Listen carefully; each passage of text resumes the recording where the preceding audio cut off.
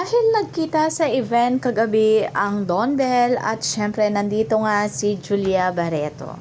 At naalala ng mga netizen ang sinabi ni Julia Barreto na taken na si Donnie dahil si Donnie at si Julia ay magkakababata. Sobrang close nga ng dalawa at sabi nga niya ay malapit na ang showing. Ang tinutukoy niya ang movie nila Donnie at Belle. Ang binalikha ng mga netizen at ang mga fans ang video ni Julia noon. At dahil nandito rin si Miss Charo ay tinanong na one-on-one ang Don Bell bakit nga decide na mag-last project ito na wala namang issue. At todo paliwanag nga ang dalawa at trinig at kita ng mga kamera ang sinabi ni Belle Mariano na for the meantime lang. So, hindi talaga mawawala ang Don Bell. Parang magpo-post muna sila at focus sa kanilang mga gustong gawin. Diyan naman ang kinagandahan sa Don Bell, hindi lang issue ang kanilang dahilan bakit ito ay magsusolo project. Sigurado ako soon ay malalaman natin kung ano nga ba talaga ang dahilan nito. Ang dami pa din sana nilang di nagagawang role at genre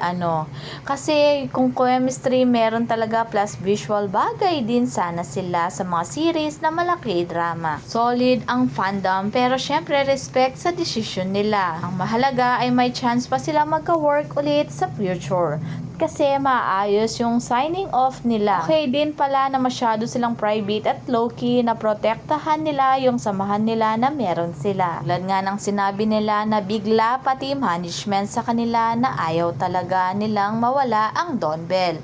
Sabi siguro ni Ma'am Charo, bakit pati siya Don Bell fans? Pero sabi nga nila for the now lang. Comeback pa sila, waiting lang tayo, pahinga lang muna. Kaya tong Don Bell na to ay may sariling management. Talagang hindi sila nagpapahawak sa management. Sila lang ang love team na private na at silang nagdedesisyon kung anong ang kanilang gustong tahakin.